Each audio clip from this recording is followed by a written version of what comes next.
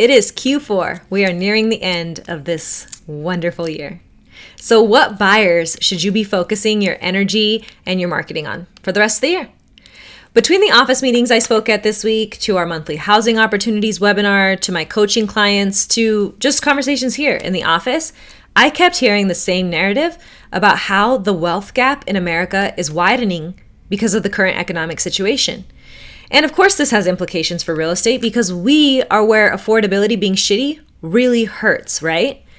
If you're watching this weekly update from my local market, we've seen some pretty big changes in affordability in our area. For the majority of my career, when I would look at the data for Washoe County, I would see that almost everyone, literally around 100% of the people who live and work here, the people who earn the median income, could afford the mortgage payment on the median priced home. The main hangup used to just be down payment funds. But in the past 2 years, affordability has nosedived to about 70% here. And that sucks, not because it's less people I can sell a mortgage to, though that is in fact true. It sucks because I've seen the way that home ownership can change the course of someone's life, how the trajectory of their financial future improves significantly when they stop renting and they buy. But what sucks the most, I think, was hearing real estate professionals, coaches, respected individuals in our local community say that we need to focus on the people who have money and forget about the rest for the next few years. I disagree. My team is helping first-time homebuyers this very month, with the current interest rates, the current competition out there, the current home prices. We are helping several first-time homebuyers get into real estate. And I don't think in previous markets we would have been able to put together the deals that are necessary to make this work for them. The next few months could be a huge opportunity for buyers, maybe the best that we've seen in years, as inventory rises slightly, and while most of their competition couldn't take the heat of interest rates and left the market.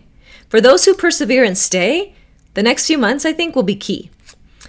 Also though, I don't want to leave anyone out. So let's look at a couple different groups of buyers and sellers and see where the opportunity lies for each given the current market conditions. So let's start with your luxury clients. I am seeing listings over $1 million sit longer and sit quieter right now, which doesn't really fall in line with this whole story that the rich are getting richer while the poor get poorer. Theoretically, if the wealthy aren't feeling the impacts of inflation and this looming recession, they should still be wanting to buy those fancy houses, right? And some are, but they're doing something that we normally don't see at this price point. They're asking for seller credits. Typically, seller concessions are thought of as being used for people who can't afford the monthly payment or who don't have enough cash to close. Not your fancy business owner or high wage earner. But guess what? If they're smart, they like a good deal. And while the algorithm on their social media platforms isn't pumping their feed with videos about seller buy downs, you should actually be telling them about it. You should be bringing it up to them. I recently ran numbers for a client who was looking at a house on the market at $1.275 million. We compared offering $1.2 million with a seller credit against offering list price.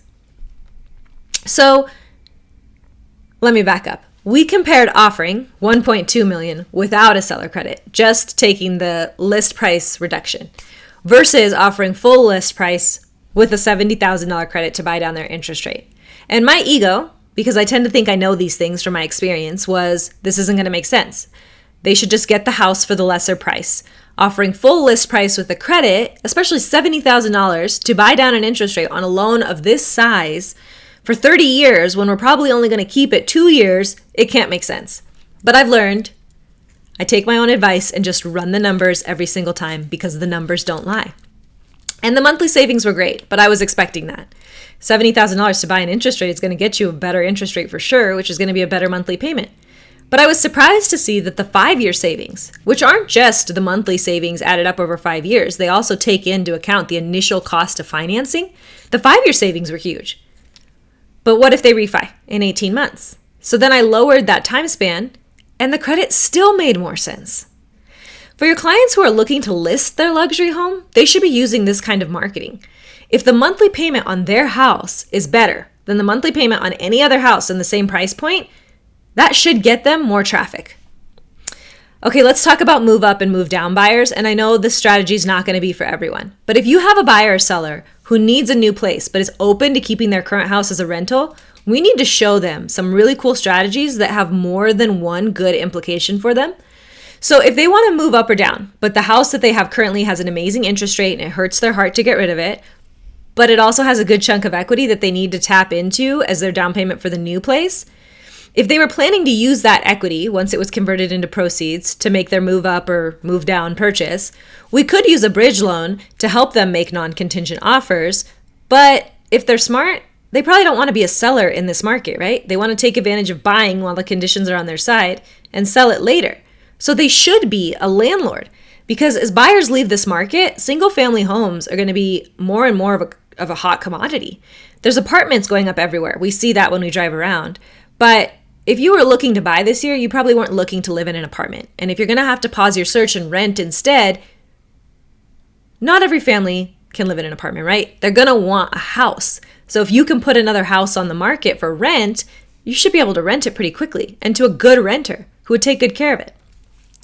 We could take out a HELOC against their current home to use as the down payment funds for the new place.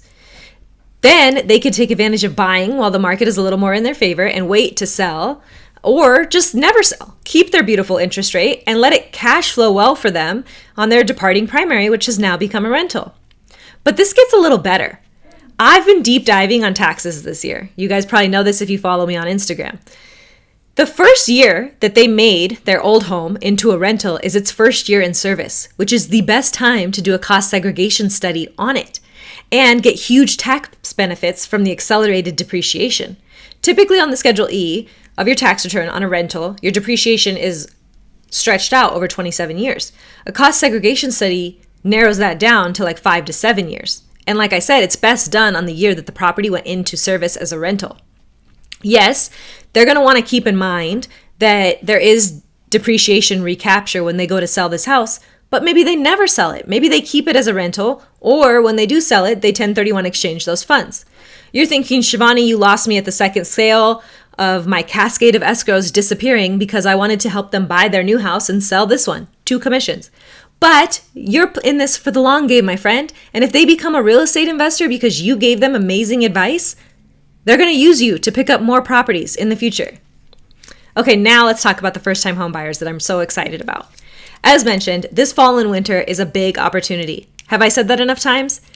We're thinking there could be price cuts. We're thinking there's going to be less competition. And yes, interest rates are higher, but they can use that in their favor because if a seller has their house for sale right now, they are probably motivated to get rid of that thing.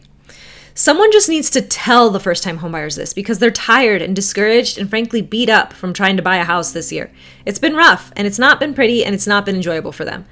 You and I know that if a seller has their house on the market right now, odds are they need to sell, not want to sell. So let's run numbers for our buyers and let's play with a combination of a permanent buy down with a temporary buy down and see what we can do to get the payment into their comfort zone and keep them engaged, keep them active in the market. In closing, a little economic update, and I'm going to keep this part really short and sweet. We got our jobs report this number, and while the market was expecting 170,000 jobs added, the numbers blasted that and came in showing 336,000 jobs added. And you know, because you watch this every Friday so that you can sound smart at happy hour and dinner parties this weekend, you know that the Fed is only watching 2 things. They only care about 2 things: inflation and the labor market. And the labor market continues to hold strong, at least on the headline front. And so that gives the Fed ammunition to do what they need to do in bringing inflation down, which means these higher interest rates are likely here to stay for the foreseeable future.